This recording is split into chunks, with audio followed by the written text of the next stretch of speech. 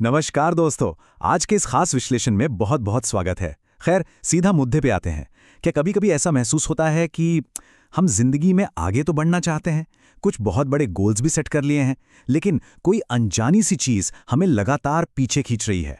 हम अपनी तरफ से पूरी मेहनत करते हैं, लेकिन फिर से उसी पॉइंट पर आ जाते हैं जहां से शुरुआत की थी। हम सबको लगता है कि हम पूरी तरह आज़ाद हैं, लेकिन सच तो ये है कि इंसान अक्सर ऐसी जंजीरों में जकड़ा रहता है जो उसे दिखाई ही नहीं देती। तो यहीं पर यह सबसे बड़ा सवाल खड़ा होता है, आखिर वो क्या चीज़ है जो लोगों को उनके सबसे बड़े लक्ष्यों तक पहुंचने से रोकती है। ये जो ठहराव है ना, ये जो रुकावट है, ये कुछ ऐसा है जिससे हर कोई कभी ना कभी गुजरता ही है। अक्सर लगता है कि यार शायद हालात खराब है या अभी सही समय नहीं आया है, लेकिन हमारी स्रोत सामग्री हमें एक बहुत ही चौंकाने वाली बात बताती है। असल कारण बाहर नहीं है, बल्कि हमारे अंदर ही छिपा है। आज हम इसी रहस्य से पर्दा उठाने वाले हैं कि कैसे हम खुद जाने अनजाने अपनी इस रुकावट का कारण बन जाते हैं। चलिए भाग 1 से शुरुआत करते हैं। द ट्रैवलर्स रिबन्स, यानी यात्री और उसके रिबन। इस पूरी बात को समझने के लिए एक कहानी की कल्पना करते हैं। एक यात्री है जो एक लंबी यात्रा पर निकला है। पहले घंटे में सब कुछ एकदम बढ़िया चल रहा था, रास्ता बहुत ही सुंदर और बिल्कुल मखमली था। फिर क्या होता है, तीसरे घंटे के आसपास उसे जमीन पर कुछ चमकते हुए रंग बिरंगे रिबन पड़े मिलते हैं। उससे वो इतने पसंद आते हैं कि वो उन्हें उठा लेता है। जैसे जैसे वो आगे बढ़ता है, 12वें घंटे तक उसे ऐसे और भी कई खूबसूरत रिबन मिलते जाते हैं।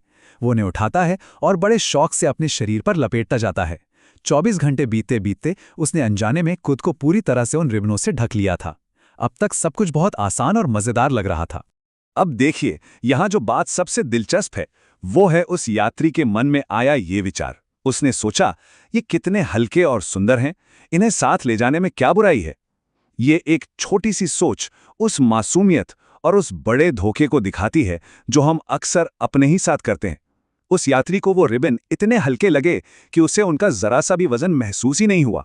बिल्कुल वैसे ही जैसे शुरुआत में कोई भी गलत चॉइस या आलस हमें बहुत ही अट्रैक्टिव, आसान और बिल्कुल बेनुकसान लगता है।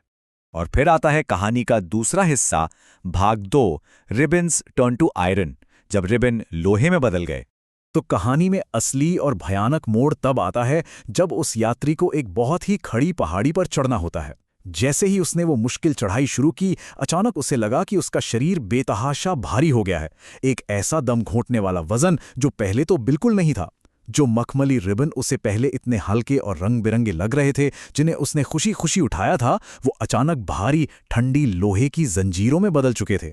उसने घबराकर उन्हें उतारने की बहुत कोशिश की, लेकिन अब बहुत देर हो चुकी थी। वो जंजीरें उसकी खाल में गहराई तक धंस चुकी थीं। वो अपनी मंजिल को अपने ठीक सामने देख सकता था, लेकिन उन अदृश्य जंजीरों के भारी बोझ की वजह से वो एक कदम भी आगे नहीं बढ़ा पा रहा था। भाग 3, डिकोडिंग दी एलिगोरी। चलिए इस कहानी का असली अर्थ समझते हैं। तो सबसे अहम बात यह है कि ये कहानी सिर्फ किसी अनजान यात्री की फैंटेसी नहीं है, ये हमारी असल जिंदगी की सच्चाई है। अगर हम अपनी आज की लाइफस्टाइल को देखें तो हम भी हर रोज बिल्कुल ऐसे ही रिबन उठा रहे हैं। आज के समय में हमारे वो रिबन आखिर हैं क्या? सोचिए जरा। बस 5 मिनट और रील देख लेता हूं, या यार आज बिल्कुल मूड नहीं है, कल से पक्का पढ़ाई शुरू करूंगा, या फिर वो बेवजह के बहाने जो हम खुद को काम से बचाने के लिए देते हैं। जब हम ये बहाने बनाते हैं ना, तो उस पल में ये बहुत ही रिलैक्सिंग लगते हैं।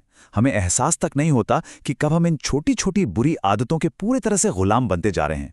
तो असल में ये अदृश्य जंजीरें हैं क्या? ये वो छोटी आरामदायक आदतें और आलस भले चॉइसेस हैं जो समय के साथ कठोर होकर ऐसी रुकावटें बन जाती हैं जिन्हें पार करना लगभग नामुमकिन हो जाता है। हमारी स्रोत सामग्री एक बहुत ही गहरी बात समझाती है।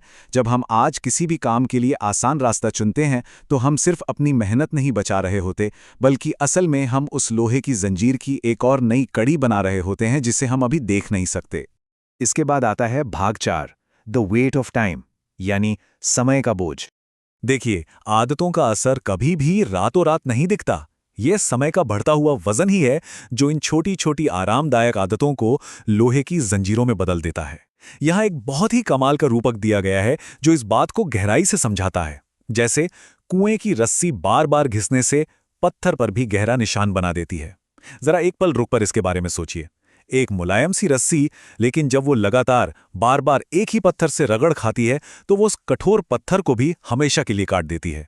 बिल्कुल इसी तरह हर छोटी गलत चॉइस, हर छोटा आलस समय के साथ मिलकर हमारे भविष्य पर एक बहुत गहरा और स्थायी निशान छोड़ रहा है। और ये बात बहुत ही शानदार तरीके से उन दो बिल्कुल अलग रास्तों को दिखाती है जो आज हमारे सामने खड़े हैं। अगर हम आज इन बुरी आदतों के सामने घुटने टेक देंगे और इन जिब्रिन्स को नहीं छोड़ेंगे, तो कल हम उस पत्थर की तरह रह जाएंगे जिसे लोग पैरों तले कुचलकर आगे निकल जाते हैं। लेकिन अगर हम अनुशासन यानी डिसिप्लिन चुनते हैं, तो वो एक अलग ही भविष्य तय करता है। अगर हम आज अनुशासन का दर्द सहने को तैयार हैं और इन जंजीरों को बनने से पहले ही तोड़ देते हैं, तो कल हमारी कीमत उस पत्थर की तरह होगी जिसे एक भव्य मूर्ति का रूप देकर पूजा जाता है।